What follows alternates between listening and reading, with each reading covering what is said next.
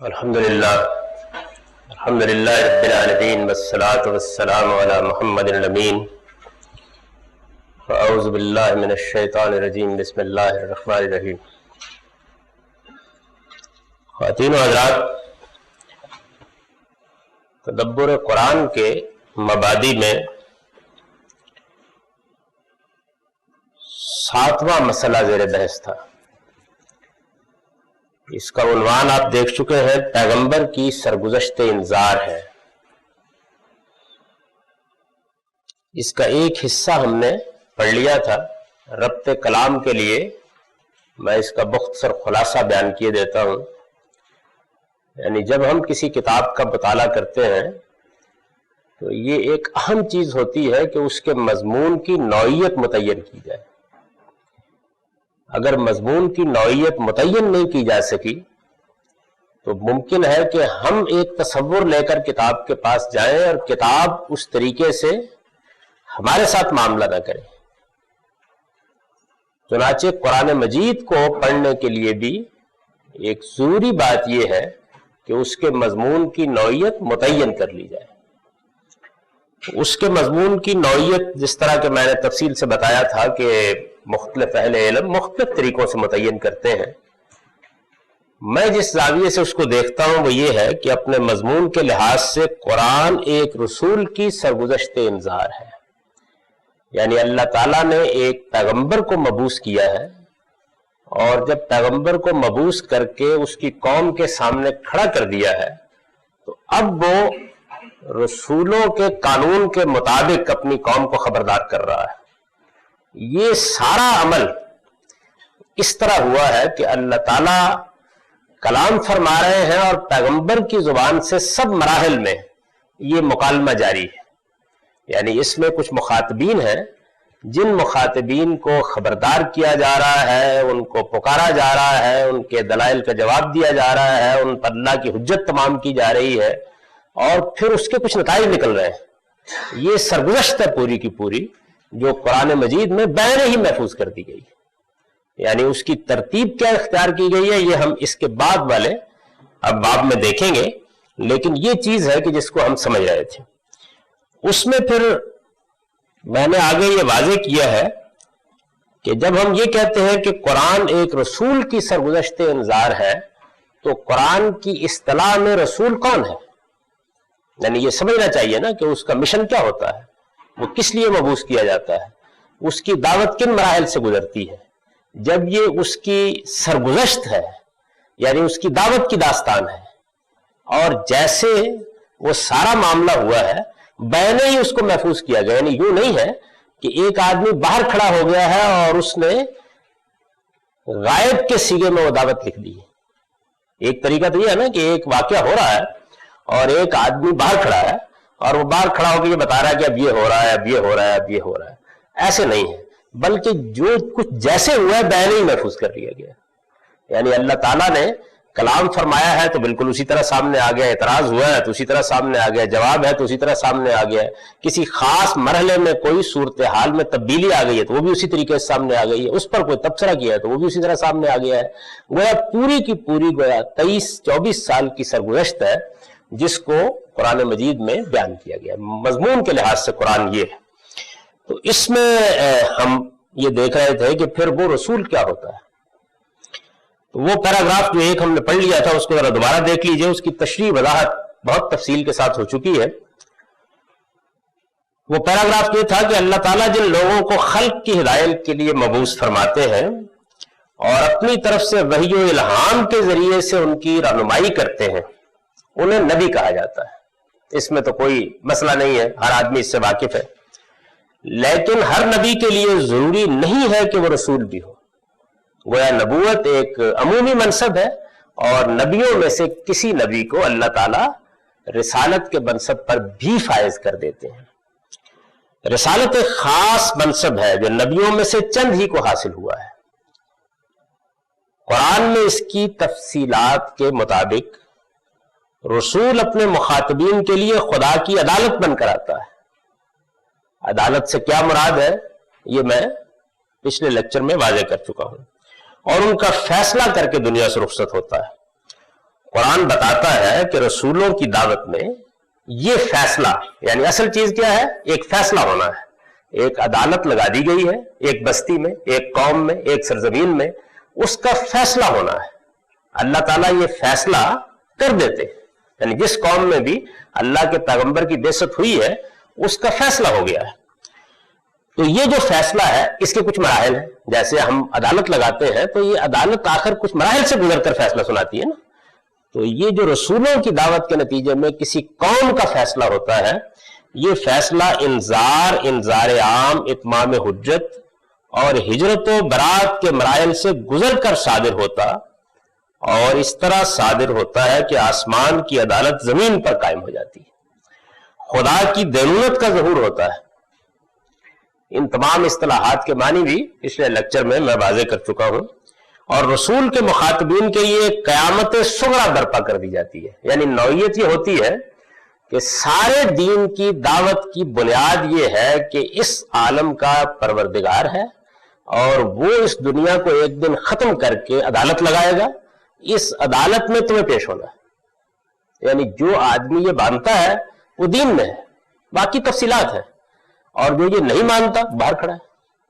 یہ بنیادی چیز ہے۔ اس بنیادی مقدمے کو رسول اس زمین کے اوپر بین ہی قائم کر کے دکھا دیتا ہے، یعنی وہ عدالت جو قیامت میں لگنی ہے ساری دنیا کے لیے، وہ ایک سرزمین کے اوپر ایک قوم کے لیے لگ جاتی ہے، وہ عدالت لگ جاتی ہے۔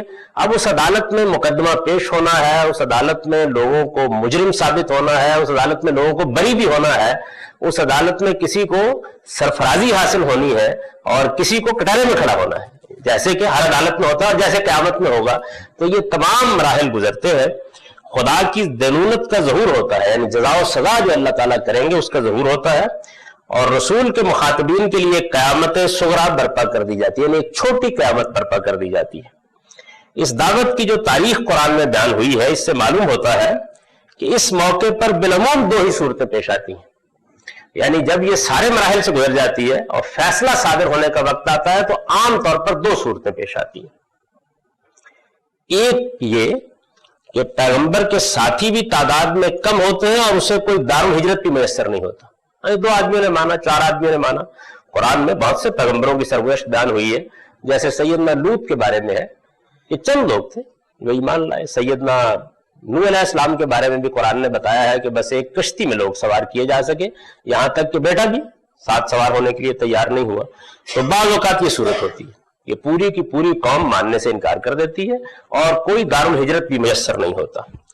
دوسرے یہ کہ وہ معتدل تعداد میں اپنے ساتھیوں کو لے کر نکلتا ہے، یعنی کچھ کافی لوگ ایمان لے آتے ہیں، ایک اچھی تعداد ایمان لے آتی ہے، اور اس کے نکلنے سے پہلے ہی اللہ تعالیٰ کسی سرزمین میں اس کے لیے آزادی اور تمکن کے ساتھ رہنے بسنے کا سامان کر دیتے ہیں۔ آزادی بھی حاصل ہو جاتی ہے اور تمکن بھی۔ تمکن کا مطلب ہے کہ اقتدار حاصل ہو جاتا ہے، یعنی کسی سرزمین میں۔ ان دونوں ہی صورتوں میں رسولوں سے متعلق خدا کی وہ سنت لازماً روبہ عمل ہو جاتی ہے جو قرآن میں اس طرح بیان ہوئی ہے، یعنی جیسے ہی یہ صورت ہو جاتی ہے، یا تو پہلی صورت واضح ہو جاتی ہے یا دوسری صورت واضح ہو جاتی ہے۔ یہ واضح ہوتی ہے، اس کا فیصلہ اللہ کرتے ہیں، یعنی اللہ تعالیٰ کیونکہ عدالت بھی انہوں نے لگائی ہوتی ہے تو وہ یہ فیصلہ کرتے ہیں کہ بس اب قوم پر حجت تمام ہو گئی، جو کچھ ہمیں کہنا تھا ہم نے کہہ دیا، اب ہم فیصلہ سنانے جا رہے ہیں۔ یعنی یہ جب مرحلہ آ جاتا ہے تو پھر دو صورتیں ہوتی ہیں جس طرح کہ اس میں بیان کیا گیا ہے۔ جیسے یہ دو صورتیں ہوتی ہیں تو اب نتیجہ نکلنا ہے۔ وہ نتیجہ کیا ہے جو نکالنا ہے؟ وہ نتیجہ جو ہے وہ اس آیت میں بیان کیا گیا ہے، ان الذین یحادون اللہ ورسولہ اولئک فی الاذلین، بے شک وہ لوگ جو اللہ اور اس کے رسول کی مخالفت کر رہے ہیں وہی ذلیل ہوں گے، یعنی ان کے لیے ذلت کا عذاب مسلط کر دیا جاتا ہے، ان کے لیے پھر زمین پر کوئی رہنے کی صورت باقی نہیں رہتی۔ یہ نتیجہ نکلتا ہے ان کے لیے جو مجرم ثابت ہو جاتے ہیں خدا کی عدالت سے۔ کتب اللہ لاغلبن انا ورسلی، اور کوئی لشکر لے کر کوئی رسول مبعوث نہیں کیا گیا، ایک تنہا شخصیت ہوتی ہے، یعنی ایک تنہا آدمی، جیسے کہ مثلا رسول اللہ صلی اللہ علیہ وسلم کے بارے میں ہم دیکھتے ہیں کہ ایسا بھی نہیں ہے کہ کوئی بڑا قبیلہ ساتھ کھڑا ہے یا بہت سے لوگ ساتھ دینے کے لیے کھڑے ہیں، یکا تنہا۔ تو پھر کچھ مراحل سے گزرنے کے بعد جس طرح مجرموں کے لیے ذلت کا فیصلہ آسمان سے صادر ہوتا ہے، رسول اور اس کے ساتھیوں کے لیے غلبے کا فیصلہ بھی صادر ہو جاتا ہے، یعنی ان کو زمین کے اوپر گویا ایک قوم کو معزول کر کے اس کی جگہ اقتدار دے دیا جاتا ہے۔ یہ دونوں نتیجے نکلتے ہیں، ایک مثبت اور ایک منفی۔ اس کو اللہ تعالیٰ نے اس آیت میں بیان کیا کہ اللہ نے لکھ رکھا ہے کہ میں غالب رہوں گا اور میرے رسول بھی، یعنی یہ غلبہ جو ہے اس کو اللہ اپنی طرف منسوب کرتے ہیں۔ اس کی وجہ یہ کہ یہ سارا معاملہ ایک سنت الہی کے تحت ہو رہا ہوتا ہے، وہ خود ہی یہ معاملہ کر رہے ہوتے ہیں، رسول کی حیثیت اور اس کے ساتھیوں کی حیثیت بالکل اعلیٰ اور جاریہ کی ہوتی ہے۔ یہ ہم ساری چیزیں یہ بڑی تفصیل کے ساتھ آگے اس کتاب میں قانون دعوت میں پڑھیں گے، قانون جہاد میں پڑھیں گے۔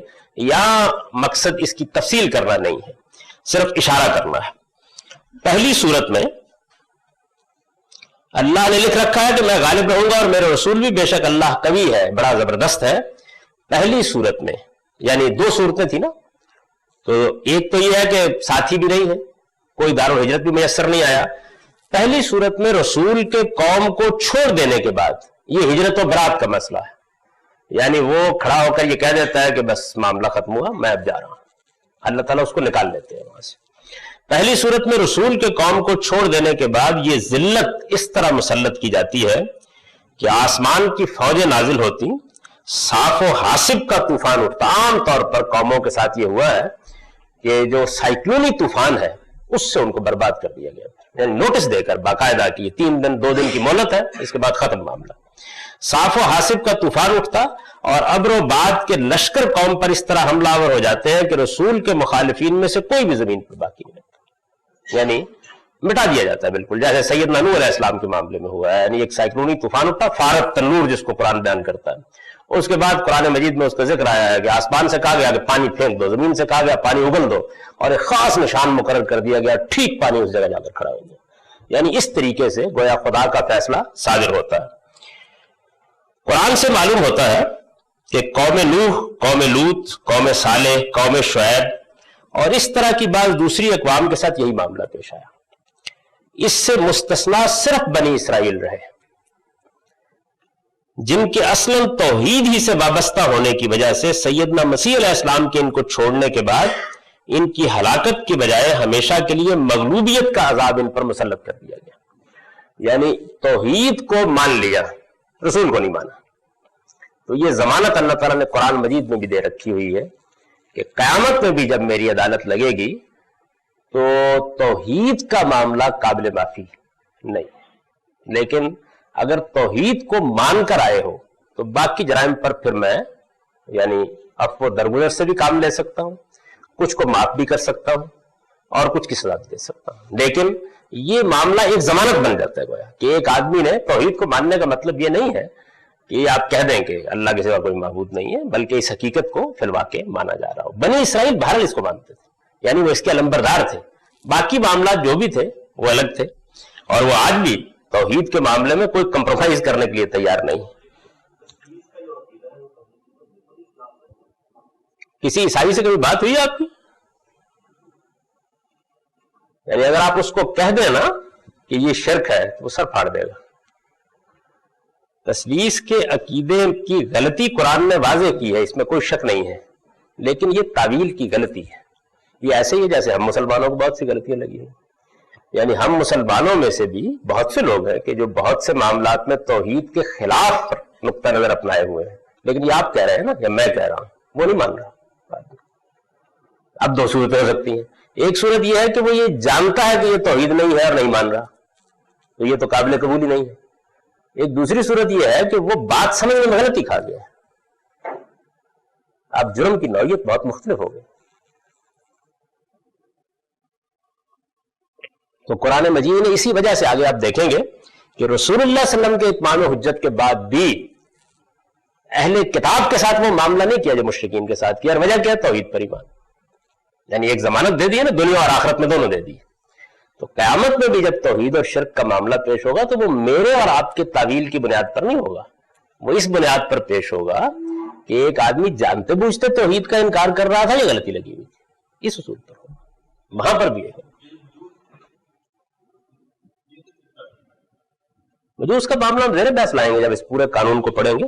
اس وقت تو جو چیز اصول میں بیان کرنا پیش نظر ہے وہ یہ ہے جی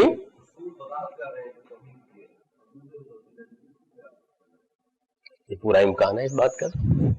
یعنی دنیا میں تو آپ ایک فیصلہ سنا دیں گے، لیکن بہرحال وہ توحید کا اقرار کر رہا ہے، گفتگو ہو رہی ہے، اس نے رسول تو مانا نہیں نا. یعنی یہ بھی آپ مقدمہ اس طرح قائم کر رہے ہیں کہ رسول تو تم مان رہے ہیں، وہ نہیں مان رہا. یعنی ایسا منصفانہ ہے اللہ تعالیٰ کا اس معاملے میں معاملہ کہ یہ نہیں ہے جو آپ کے کہنے پر کوئی معاملہ کر دے گا. یعنی وہ یہ کہتے ہیں کہ بھائی یہ توحید کا اقرار اتنی بڑی ضمانت ہے، اقرار کر رہا ہے نا، یہ ماننے کے لیے تیار نہیں ہے کہ خدا کا کوئی شریک ہو سکتا ہے. اصل میں آپ کہتے ہیں کہ دیکھو یہ جو تم بات کرتے ہو نا، اس سے شرک ہو جاتا ہے. وہ کہتا ہے کہ نہیں ہوتا اس سے شرک. یہ ہے اصل میں مسیحیوں کا مقدمہ، یہ ہے اہل کتاب اگر غلطی کرتے ہیں ان کا مقدمہ، یہ ہے ہم مسلمانوں میں سے جو لوگ غلطی کر رہے ہیں ان کا مقدمہ. یعنی آپ کبھی کسی ایسے مسلمان کو جو آپ کے خیال میں یا میرے خیال میں ایک سری شرک کا ارتکاب کر رہا ہوتا ہے، یہ کہہ کے دیکھیں کہ تم شرک کا ارتکاب کر رہے ہیں. اب اس کے بعد معلوم ہے ہم کہاں کھڑے ہو جاتے ہیں؟ ہم کھڑے ہو جاتے ہیں عالم الغیب ہونے کے مقام پر. ہم کہتے ہیں جان بوجھ کے کر رہا ہے. تو یہ تو جان بوجھ کے کا معاملہ تو بالکل الگ ہے. نہیں، یہ حق آپ کو نہیں ہے، کیونکہ رسول نے بھی یہ بات نہیں کہی. جو بات رسول نے اپنے اتمام حجت کے باوجود نہیں کہی اور جن کو کہی ہے ان کو سزا بھی دی. اتمام حجت کا مطلب یہ ہے کہ یہ بات واضح ہو گئی ہے کہ یہ اللہ کے رسول تھے، یہ واضح ہو گئی ہے. اب آپ یہ دیکھیے کہ جو بنی اسرائیل کے ساتھ معاملہ ہے اس میں توحید کا مسئلہ زیر بحث ہی نہیں ہے. وہ تو مانتے ہیں، وہ رسالت مآب صلی اللہ علیہ وسلم کی رسالت کا مسئلہ زیر بحث ہے. اس کو آپ دوسرے طریقے سے سمجھیے. یعنی ہم مسلمان جب پیش ہوں گے تو اس قرآن کی آیت پر ایمان ہے نا کہ میں باقی چیزوں کو معاف کر دوں گا لیکن شرک کو معاف نہیں کروں گا. اس کا مطلب کیا ہے؟ یعنی ایک اپو درگزر کی درخواست لے کے کھڑے ہو گے نا خدا کے حضور میں کہ بہرحال تیری توحید کو ماننے والے رہے. تو یہ اتمام حجت کے باوجود ہے. اس کی وجہ یہ ہے کہ ہم پر واضح ہے کہ توحید کیا ہے. اس کے باوجود ایک آدمی جب توحید کا اقرار کر رہا ہے تو اس کا کچھ مطلب ہے. کیسے اقرار کر رہا ہے؟ یعنی یہ تو آپ یہ کہہ رہے ہیں کہ دیکھو تمہیں غلطی لگی ہوئی ہے. وہ کہتا ہے کہ ٹھیک ہے میں اس کو سمجھنے ماننے کے لیے تیار ہوں، لیکن میں مانتا ہوں کہ اللہ کے سوا کوئی شریک نہیں ہو سکتا. یعنی یہ وہ دنیا میں بھی کہہ رہا ہے، یہ آخرت میں بھی کہہ رہا ہے. یہ وہ چیز ہے کہ جو عذاب کے معاملے کو کم کر دیتی. یعنی ایسا نہیں کہ بچ جاتا ہے آدمی. قرآن نے یہ نہیں کہا کہ وہ بچ جائے گا، نہیں، اس کے عذاب میں تخفیف ہوگی. یعنی اللہ تعالیٰ کی طرف سے ایک عذر ہے جو مان لیا گیا ہے. یہ ٹھیک ہے. آخر آپ کسی کا مقدمہ پیش کریں گے تو کوئی مقدمہ طے کریں گے نا کہ بھئی اتنے جرم پر یہ سزا ہوگی، اتنے جرم پر یہ سزا ہوگی. تو توحید کا اقرار آخری درجے کی سزا میں رکاوٹ بن جاتا ہے.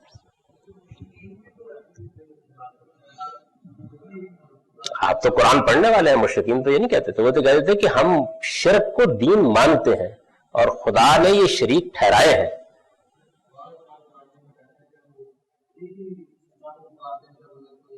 نہیں، وہ یہ مانتے تھے کہ اللہ ہے.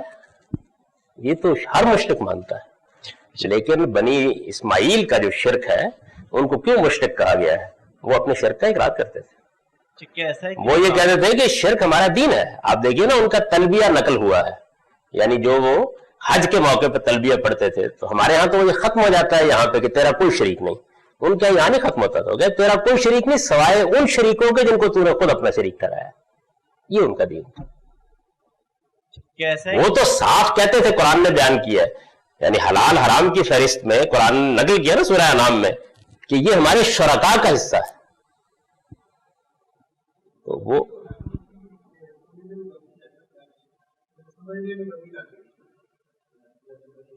نہیں، یہ دو باتیں بڑی الگ الگ ہیں. یہ بات کہ یہ شرک ہے یا نہیں اس کو سمجھنے میں تو غلطی لگ سکتی ہے. یہ بات کہ اللہ نے کسی کو شریک ٹھہرایا یہ تو صرف اطلاع پر ہو سکتا ہے، اس میں سمجھنے کی غلطی ہے. کیا سوال ہے؟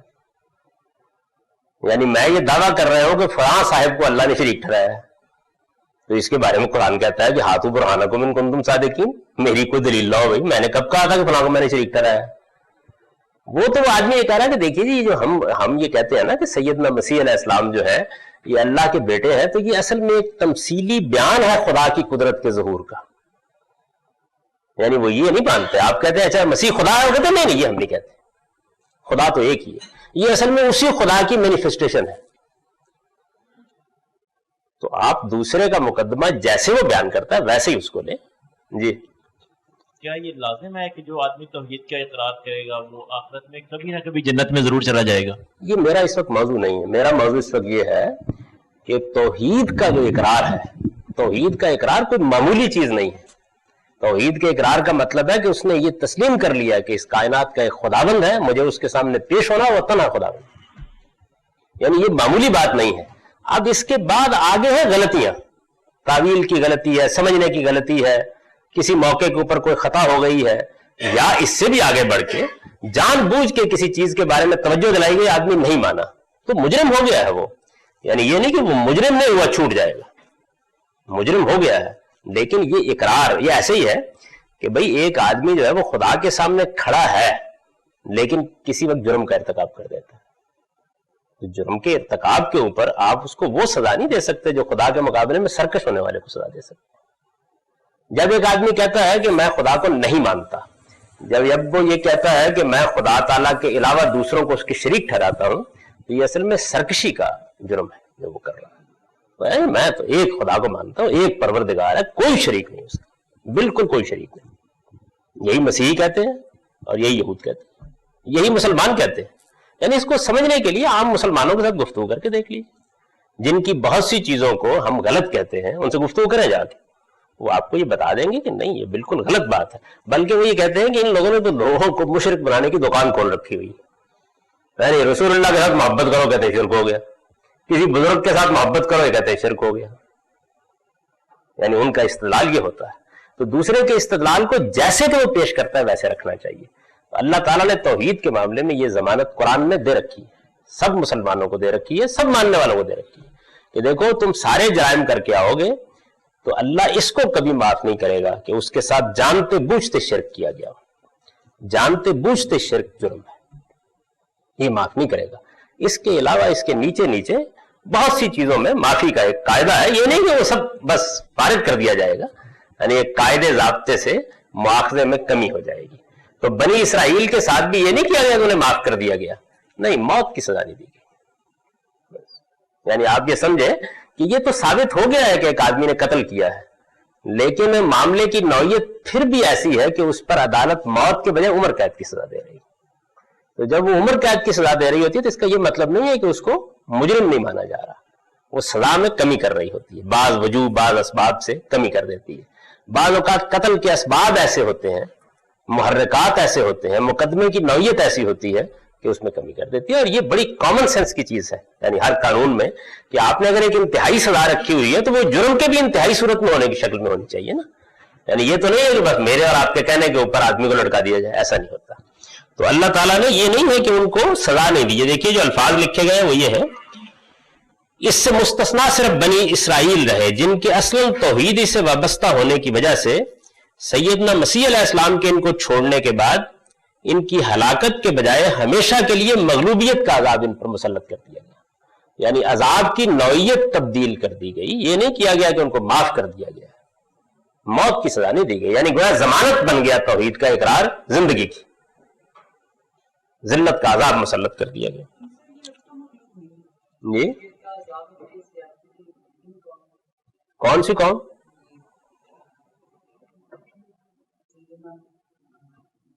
نہیں، سیدنا مسیح علیہ السلام تو زیر بحث نہیں ہے، یہود زیر بحث. سیدنا مسیح علیہ السلام نے یہود پر اللہ کی حجت تمام کی اور پھر یہود پر ہمیشہ کے لیے مغلوبیت کا عذاب مسلط کر دیا گیا. اچھا، یہ ایک صورت ہے.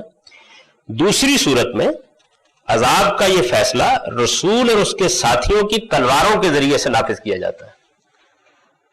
یعنی پہلی صورت میں تو اللہ کے فرشتے سزا دے دیتے ہیں آگے، اللہ تعالیٰ براہ راست سزا دیتے ہیں. اور دوسری صورت میں چونکہ اقتدار بھی میسر آ گیا ہے اور رسول کے ساتھی بھی موجود ہیں تو پھر انہیں ایک اور امتحان سے گزارا جاتا ہے. اس کو قرآن نے بیان کیا ہے بڑی تفصیل سے، آگے موضوع بحث بنے گا کہ یعذبہم اللہ بایدیکم، اب عذاب تمہارے ہاتھوں سے آئے گا. یعنی اب اس کی نوعیت تبدیل کر دی گئی ہے. اب یہاں انسانوں کے ہاتھ سے سزا دینی ہے. اس صورت میں قوم کو مزید کچھ مہلت مل جاتی.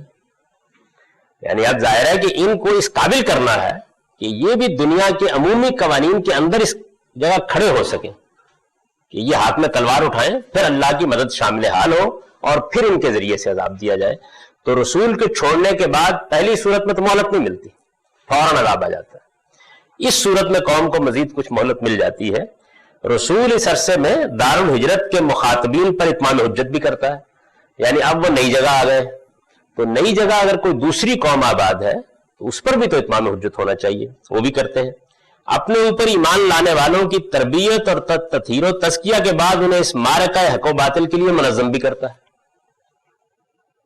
یعنی ان کی تنظیم ہونی چاہیے، اور دارالہجرت میں اپنا اقتدار بھی اس قدر مستحکم کر لیتا ہے کہ اس کی مدد سے وہ منکرین کے استیصال اور اہل حق کی سرفرازی کا یہ مارکہ سر کر سکے۔ یعنی ظاہر ہے کہ اپنی قوت اقتدار کو اتنا مستحکم کیا جائے گا کہ اس کے بعد ایک بڑی جنگ چھیڑی جا سکے، جس کے نتیجے میں وہ الٹیمیٹم دینا ہے جو سورہ توبہ میں زیر بحث آیا ہے، 4 مہینے کی مہلت ہے، اس کے بعد خاتمہ کر دیا جائے گا۔ تو ظاہر ہے کہ اس پوزیشن میں ہونا چاہیے نا آپ کو، ورنہ آپ یہ الٹیمیٹم دیں اور اپنے ہی خاتمہ کروا بیٹھے۔ تو یہ صورتحال جو ہے جب تک پیدا نہیں ہو جاتی اس وقت تک کچھ مہلت مل جاتی ہے۔ نبی صلی اللہ علیہ وسلم کے معاملے میں یہی دوسری صورت پیدا ہوئی، یعنی نبی صلی اللہ علیہ وسلم کے معاملے میں یہ نہیں ہوا کہ اللہ تعالیٰ کو آسمان سے عذاب بھیجنا پڑا۔ اس کی کچھ تھوڑی سی میں نے تفصیل آپ کو بتائی تھی کہ جیسے ہی اللہ تعالیٰ کی حجت قریش پر پوری ہو گئی تو رسالت مآب صلی اللہ علیہ وسلم کو یہ حکم دیا گیا کہ اب آپ دوسرے قبیلوں کے سامنے اپنی بات رکھ دیجیے جا کے۔ اس کا طریقہ حضور نے یہ اختیار کیا، اور ظاہر ہے کہ اللہ تعالیٰ کے حکم کے مطابق اختیار کیا، کہ مینا میں جہاں عام طور پر لوگ حج کے موقع پر ٹھہرتے تھے آ کے، اور مختلف قبیلوں کے کیمپ لگ جاتے تھے جیسے اب بھی لگتے ہیں، تو اس زمانے میں قبائلی بنیاد پر لگتے تھے، ان کے سردار، ان کے بڑے لوگ وہاں موجود ہوتے تھے، حضور جاتے اور اپنی بات ان کے سامنے رکھتے تھے۔ یہ کوئی 3 سال نبی صلی اللہ علیہ وسلم نے کیا ہے، اس کا کوئی ریسپانس نہیں، یعنی لوگوں نے، کسی نے معذرت کر دی، کسی نے مذاق اڑا دیا، کسی نے نہیں سنی۔ اس دوران میں یثرب کے لوگوں نے یہ دعوت قبول کر لی، اور پھر 1 سال کی مہلت لے کر ایسی غیر معمولی کامیابی حاصل کی کہ یثرب میں 2 قبیلوں کے پاس اقتدار تھا، اوس اور خزرج، ان کی قیادت مسلمان ہو گئی۔ اب ان کی قیادت کے مسلمان ہونے کا مطلب یہ تھا کہ اصل میں یثرب کا اقتدار رسول اللہ صلی اللہ علیہ وسلم کو منتقل ہو گیا۔ چنانچہ آپ بحیثیت ایک حکمران کے صرف 2.5 مہینے بعد اس واقعے کے منتقل ہو گئے، اور بڑے شان سے آپ کا استقبال کیا گیا۔ جاتے ہی آپ نے میثاق مدینہ تحریر فرمایا، جو کہا جا سکتا ہے کہ دنیا کا پہلا تحریری دستور ہے، جس میں یہ اعلان کر دیا گیا کہ اب یہاں کا اقتدار محمد الرسول اللہ صلی اللہ علیہ وسلم کے پاس ہے، اور اس میں جو مختلف اقوام رہ رہی ہیں، یہود بھی رہ رہے تھے، دوسرے بھی لوگ رہ رہے تھے، ان کی قانونی حیثیت یہ ہے، ان کے ساتھ معاملات اس طرح سے کیے جائیں گے، اور اگر جنگ و جدال کا کوئی معاملہ ہوگا تو اس کے حدود یہ ہوں گے۔ یہ اس میں کوئی 57 کے قریب دفعات ہیں اس دستور کی، وہ پورا کا پورا موجود ہے اس وقت لکھا ہوا، تو اس میں حضور صلی اللہ علیہ وسلم کے بارے میں یہ بات واضح طریقے سے بیان کر دی گئی۔ حضور کے ساتھ یہ معاملہ ہوا، نبی صلی اللہ علیہ وسلم کے معاملے میں یہی دوسری صورت پیدا ہوئی۔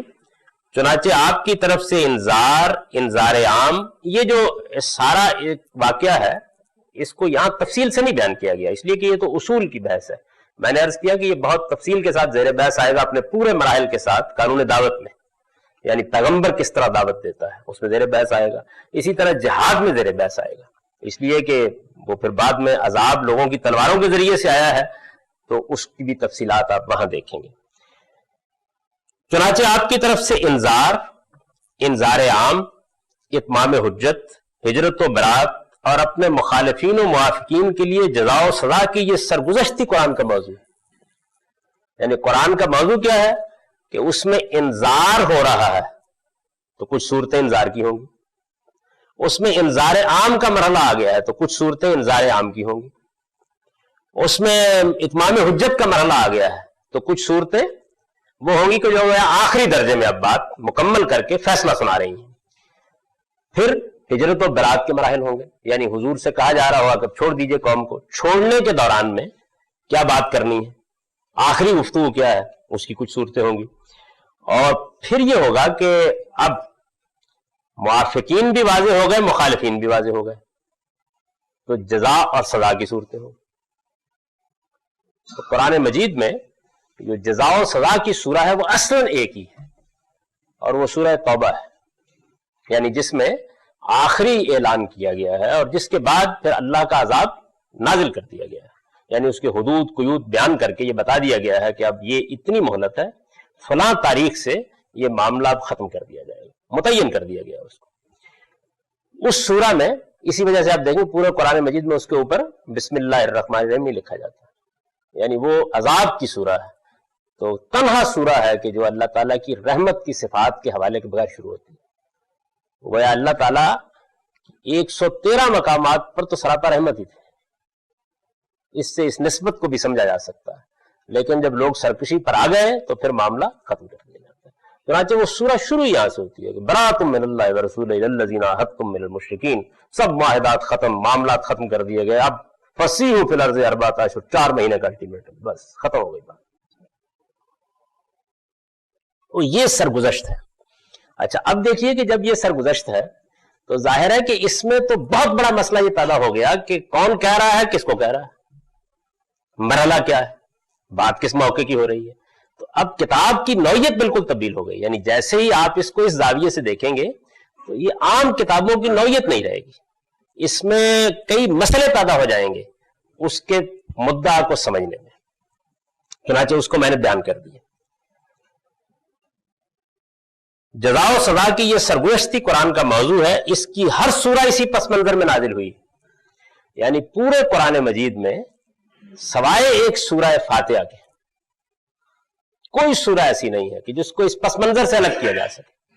اس کا بھی پس منظر ہے لیکن وہ پورے کے پورے قرآن سے متعلق ہے، لیکن باقی سارا کا سارا قرآن جہاں سے آپ اس کو پڑھیں گے اسی پس منظر میں نازل ہوا ہے، اور اس کے تمام ابواب اسی لحاظ سے مرتب کیے گئے، یعنی اس کو جب پھر ترتیب دیا گیا ہے ابواب میں، جس کو ہم اگلے باب میں دیکھیں گے، تو اس میں بھی یہی کیا گیا ہے کہ یہی ترتیب رکھی گئی ہے، یعنی جہاں کہیں بھی اس کو مرتب کیا جاتا ہے تو ترتیب یہی ہوتی ہے، جو رسول کی دعوت کی ترتیب، یعنی جیسے ہم بیان کر چکے نا، انذار ہے، انذار عام ہے، اتمام حجت ہے، یعنی یہی جو مراحل ہیں ظاہر ہے کہ یہی ترتیب بھی ہونی چاہیے اس کی، تو ہر باب میں یہی ترتیب بھی رکھی گئی۔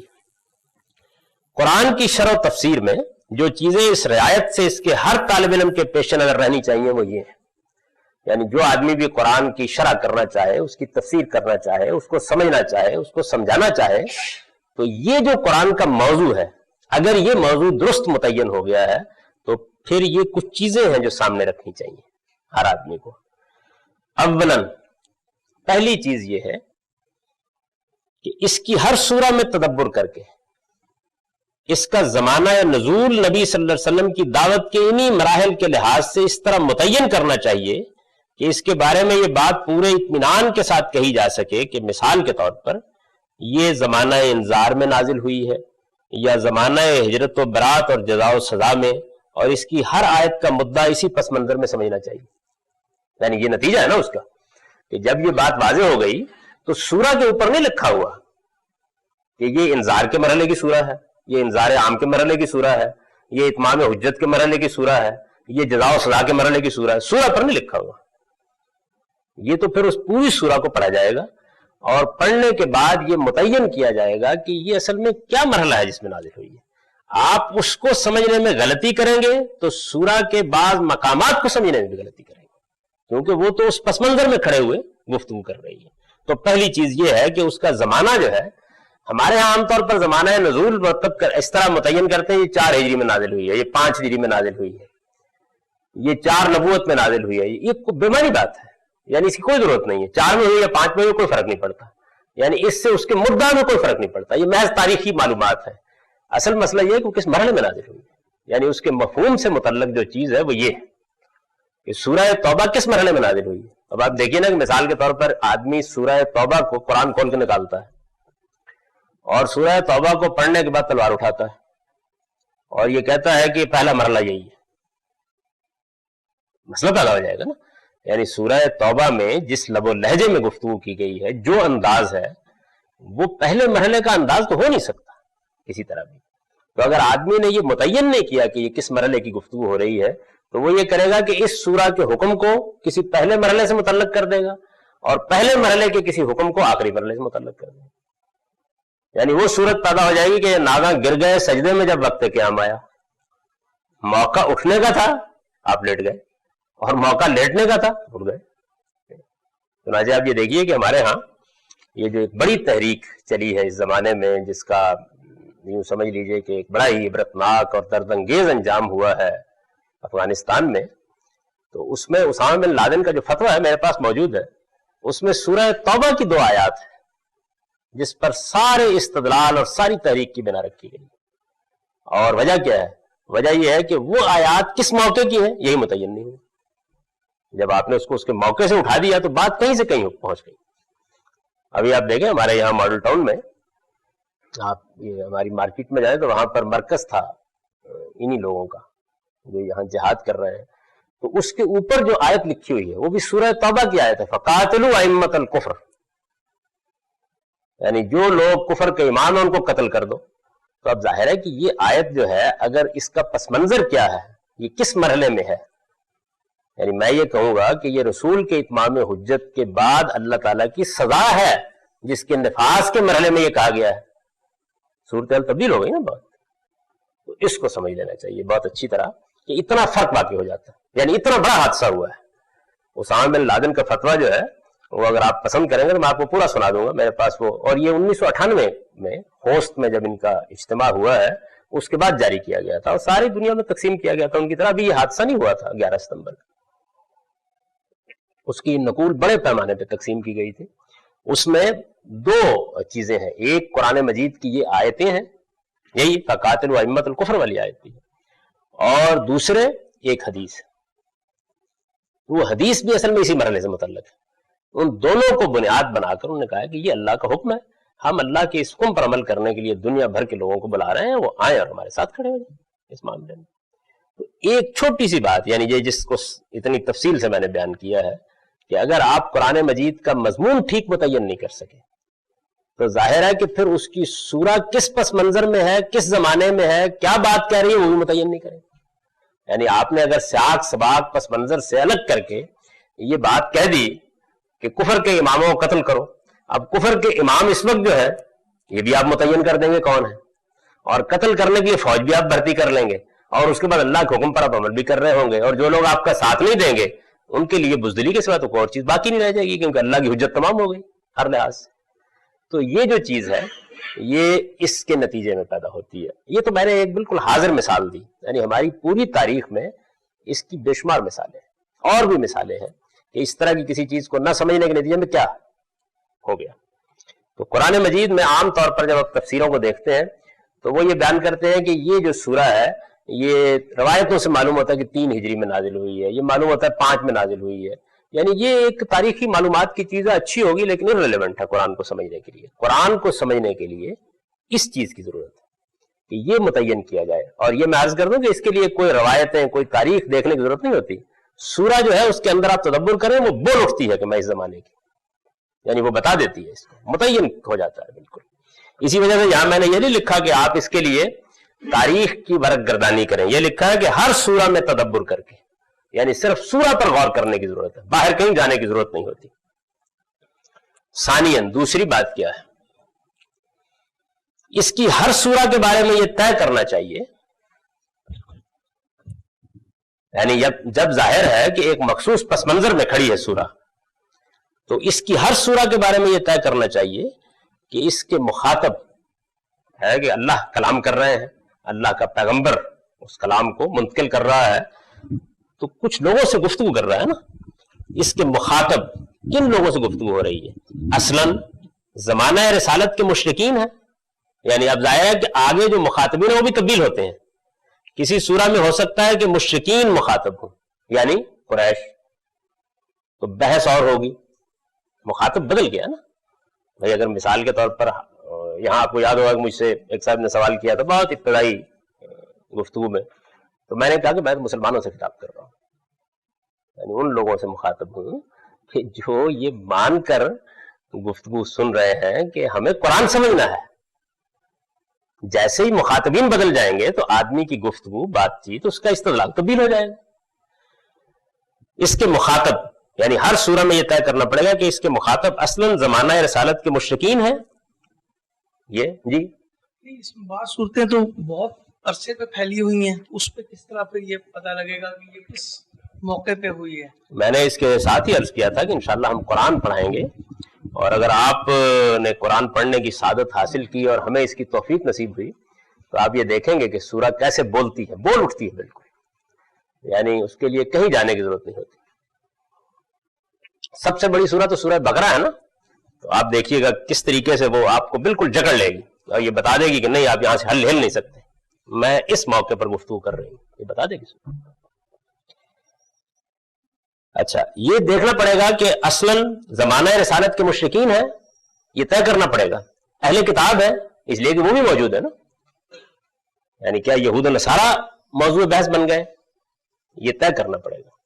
مثال کے طور پر سورہ بقرہ ہے, تو سورہ بقرہ میں سے ایک بہت چھوٹا سا حصہ ہے جس میں تھوڑی دیر کے لیے منہ پھیر کر مشرکین کو مخاطب کیا گیا ہے, باقی پوری کی پوری سورہ کے مخاطب اہل کتاب ہے.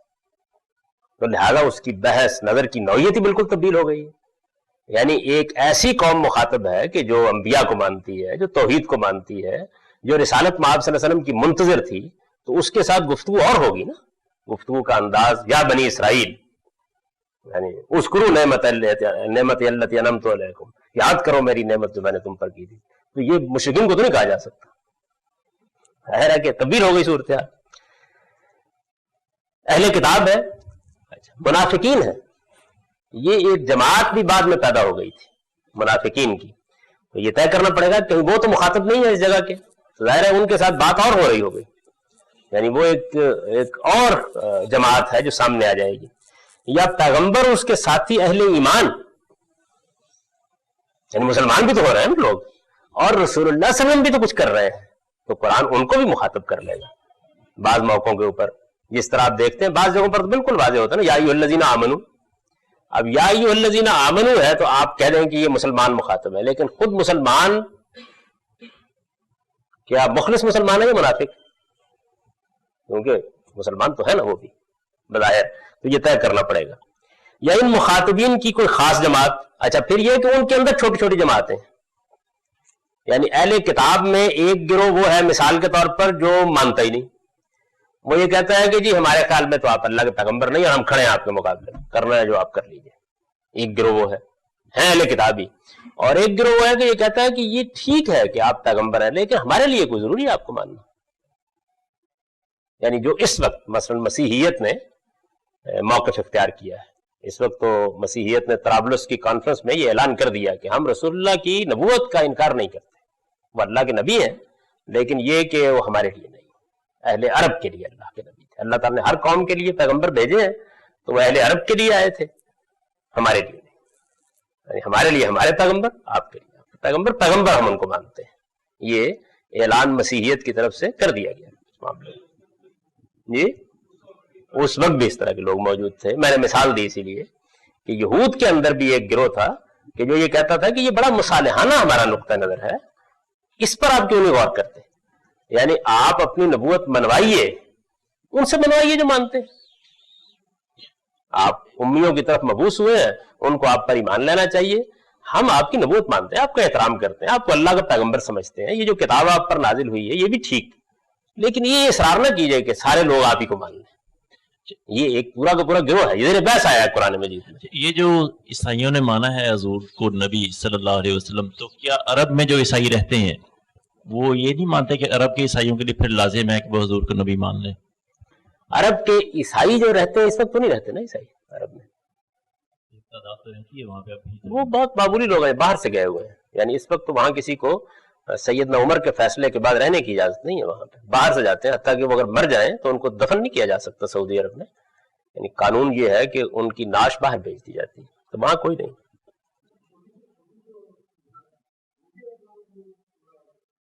جی بالکل مطلب کوئی اس میں شبہ نہیں ہوتا. منافقین ہے یا پیغمبر اور اس کے ساتھی اہل ایمان, یا ان مخاطبین کی کوئی خاص جماعت.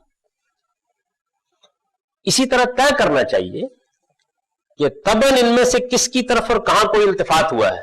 یہ بڑی دلچسپ چیز ہے. مطلب یہ ہے کہ یہود سے بات ہو رہی تھی, بات کے دوران میں رخ ذرا سا موڑ کر مسلمانوں سے دو باتیں کہی اور پھر بات آگے بڑھ گئی. یعنی یوں تو نہیں ہے نا کہ وہ الگ بیٹھے ہوئے, درمیان میں تھوڑی دیر کے لیے. جیسے سورہ بقرہ میں میں نے ابھی آپ کو مثال دی کہ ذرا سی سورہ آگے بڑھتی ہے تو رخ موڑ کر مدینہ میں جو مشرکین ہیں, وہاں بھی مشرکین کی ایک چھوٹی سی جماعت ہے بنی قحطان میں سے, ان کو مخاطب کر کے یہ کہا ہے کہ تم تو اس پرائے شگون میں اپنی ناک نہ کٹواؤ, کم سے کم تمہیں تو اس بات کو مان ہی لینا چاہیے، ان سے ہم بات کرتے ہیں.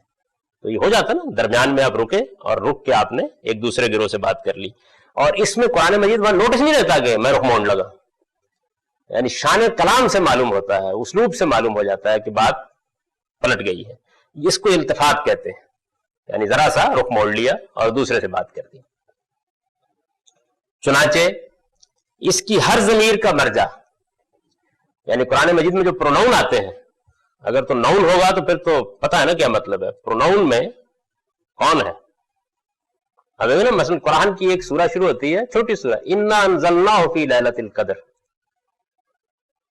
یہ نہیں بتایا کس کو، ہم نے اسے نازل کیا ہے لیلۃ القدر. یہ پروناؤن کے مرجع کا مسئلہ ہے. سورہ شروع ہو رہی ہے انا انزلناہ فی لیلۃ القدر، اس لیے کہ یہ واضح ہے کہ کس کو نازل کیا ہے. مخاطبین پر بھی واضح ہے، گفتگو کرنے والوں پر بھی واضح ہے. ہونا چاہیے نا انا انزلنا القرآن فی لیلۃ القدر، یہ نہیں ہے انا انزلناہ فی لیلۃ القدر. تو ہر ضمیر کا مرجع جو بھی پروناؤن ہوگا اس میں کیا اسم چھپا ہوا ہے. ہر لام تعریف کا موعود، لام تعریف کیا ہے؟ یہ دی ہے، جیسے انگریزی کا دی ہے تو یہ قرآن مجید میں الف لام ہوتا ہے، یعنی عربی میں الف لام ہوتا ہے. تو اس کا مصداق کیا ہے؟ آپ بول رہے ہیں دی پین، دی مین، تو آپ کی گفتگو میں کوئی شخص چھپا ہوا ہوتا ہے، اس چھپے ہوئے شخص کو نکالنا پڑتا ہے. یعنی یہ کون ہے بولتے ہیں جب آپ، اس کو معہود کہتے ہیں. یہ اصطلاح ہے علم نحو کی، یعنی الف لام کا معہود کیا ہے. معہود کیا مطلب کس چیز کو ذہن میں رکھ کر دی بولا گیا ہے. اور ہر تعبیر کا مصداق میں مختلف تعبیرات ہیں جو قرآن ایسے موقعوں پہ اختیار کر لیتا ہے. تو اس تعبیر کا کیا مصداق ہے، یعنی کیا حقیقت ہے، پھر اسی روشنی میں واضح کرنا چاہیے. یعنی پھر یہ روشنی جو مل جاتی ہے کہ انذار کا موقع ہے، انذار عام کا موقع ہے، تو اس میں وہ بات سمجھ میں آتی ہے. ثالثاً تیسری چیز کیا ہے، اس میں غلبہ حق، استخلاف فی الارض اور جہاد و قتال، یہ تین چیزیں پہلے سمجھ لیجیے. یعنی یہ کہ غلبہ حق کے کچھ قوانین بیان ہو رہے ہوں گے. میں تم کو اس سرزمین میں اقتدار دوں گا، یہ بیان ہو رہا ہوگا. قرآن مجید میں آیت ہے کہ اللہ نے وعدہ کیا ہے تم میں سے ان لوگوں کے ساتھ جو ایمان لائے، انہوں نے نیک عمل کیے، لَيَسْتَخْلِفَنَّهُمْ فِي الْأَرْضِ، کہ ان کو زمین میں اقتدار بخشا جائے گا. تو یہ استخلاف فی الارض ہے، زمین کے اقتدار کی بشارت. اسی طرح جہاد اور قتال، جب یہ معلوم ہو گیا کہ صحابہ کرام کو اللہ تعالیٰ نے قتال کا حکم دیا تھا ان پر عذاب نازل کرنے کے لیے، اس پس منظر میں یہ معلوم ہوگا نا یعذبہم اللہ بأیدیکم، تو اس کا مطلب یہ ہے کہ اب جہاد اور قتال کی آیات بھی گویا متنبع کر دینے والی ہیں کہ یہ کس سے متعلق ہے. تو غلبہ حق، استخلاف فی الارض اور جہاد و قتال کی آیات سے متعلق یہ بات بالخصوص پوری تحقیق کے ساتھ متعین کرنی چاہیے کہ ان میں کیا چیز شریعت کا حکم اور خدا کا ابدی فیصلہ ہے، اور کیا چیز اسی انذار رسالت کے مخاطبین کے ساتھ خاص کوئی قانون ہے جو اب لوگوں کے لیے باقی نہیں رہا. یعنی پھر یہ طے کرنا پڑے گا کہ اس میں کیا چیز ہے کہ جو اللہ تعالیٰ نے ایک ابدی شریعت کے حکم پر ہم کو دے دی ہے، ہمارے لیے قانون بنا دیا ہے جس کی ہم کو قیامت تک پیروی کرنی ہے، اور کیا چیز اس مخصوص کشمکش سے متعلق ہے جو اس وقت ہو رہی ہے. یعنی ہمارے لیے تو اب دنیا میں عذاب کا فیصلہ نہیں کیا جا رہا، ان کے لیے تو قیامت برپا کی گئی تھی. تو یہ جو تینوں موضوعات ہیں، یہی تینوں موضوعات ہیں کہ جن میں دور حاضر میں لوگوں کو، دور حاضر میں قدیم زمانے میں کوئی بڑی غلطی نہیں لگی عام طور پر لوگوں کو، ہمارے قدیم علماء کو بھی نہیں لگی. دور حاضر میں جس میں ہمارے دور کے جلیل القدر عالم اور مفکر مولانا سید اللہ صاحب مودودی نے تاریخ کی عظیم ترین غلطی کھائی. یعنی ان کی ساری دعوت، سارا فکر اصل میں ان تینوں مقامات کی آیات کو غلط سمجھنے پر کھڑا ہے پوری کو پورا. اس لیے کہ وہ اس کو دنیاوی شریعت کا حکم سمجھ رہے ہیں اور یہ اللہ کی سنت کا ظہور ہے. وہ اس کو انسانی عمل سمجھ رہے ہیں اور یہ ایک خدائی فیصلہ ہے جو نازل ہو گیا، نافذ ہو گیا. اور جیسے میں نے عرض کیا کہ پھر بڑا آدمی جب غلطی کھاتا ہے تو ظاہر اس کے اثرات پھیلتے ہیں، دنیا بھر میں پھیلے ہیں، اور ان اثرات ہی کے نتیجے میں وہ گروہ پیدا ہوئے ہیں جن کا میں نے ذکر کیا کہ جو اب ان آیات کو متعلق کر رہے ہیں موجودہ صورتحال کے بارے میں. یعنی وہ ائمہ کفر جن کے خلاف اللہ تعالیٰ نے اپنا فیصلہ سنایا تھا، ایک وہ تھے وہ اس آیت کو وہاں سے اٹھاتے ہیں، اس کے پس منظر سے نکالتے ہیں اور آج کے ائمہ کفر پر اس کا اطلاق کر دیتے ہیں، تو صورتحال بالکل تبدیل ہو جاتی ہے۔ میں نے ایک زمانے میں، آج سے کوئی 15-20 سال پہلے، اس پہ تبصرہ کیا تھا کہ ہمارے دور میں 2 مسئلے پیدا ہوئے۔ بعض لوگوں نے یہ کہا کہ نبوت ختم نہیں ہوئی، اور بعض لوگوں نے کہا کہ رسالت ختم نہیں ہوئی، یعنی ایک ہی نوعیت کا جرم ہے۔ بعض نے کہا کہ نبوت ختم نہیں ہوئی، ان کا وحی آتی ہے، اور بعض نے کہا کہ رسالت ختم نہیں ہوئی، جو رسالت میں آپ صلی اللہ علیہ وسلم نے کام کیا تو ہم بھی کر سکتے ہیں۔ چنانچہ اس کی دعوت لے کے لوگ اٹھے، اس کے لیے لوگوں کو انہوں نے جمع کیا، اس کے لیے بڑی جدوجہد کی گئی، دنیا بھر میں پچھلی صدی میں اس میں بڑی بڑی تحریکیں اٹھیں، اور اس کے بعد کیونکہ یہ خدا کے قانون کے خلاف جنگ تھی، ناکام ہو گئی، اس کو ہونا تھا ہر حال میں ناکام۔ تو یہ چیز بھی اس کا باعث بنی ہے کہ قرآن کا موضوع متعین کیے بغیر اور اس کے پس منظر میں رکھے بغیر، خاص طور پر یہ 3 مقامات جو ہیں، یعنی غلبہ حق، آپ نے دیکھا نا پیچھے وہ آیت نقل ہوئی ہے کہ میں اور میرے رسولوں کو لازماً غلبہ حاصل ہونا ہے، تو آپ کہیں کہ نہیں اصل میں مجھے ہونا ہے، صورتحال تبدیل ہو جائے گی۔ قرآن کہے گا کہ ان صحابہ کرام کو سرزمین عرب میں لازماً حکومت ملنی ہے، آپ کہیں گے کہ نہیں ہم مسلمان اچھے ہو جائے تو ہمیں بھی لازماً ملنی ہے، ٹھیک ہے نا، زمین آسمان کا فرق واقع ہوگا۔ قرآن کہے کہ ان ائمہ کفر کی گردن مار دو اب، اس لیے کہ ان پہ سزا نافذ ہو رہی ہے، آپ کہیں کہ اچھا آج کے ائمہ کفر میں کون کون ہے، ان کی فہرست بناؤ، گردن مارنے جا رہے ہیں، یہ فرق واقع ہوتا ہے۔ وقت ہو گیا نا، تو اللہ کا شکر ہے کہ یہ باب بھی مکمل ہو گیا۔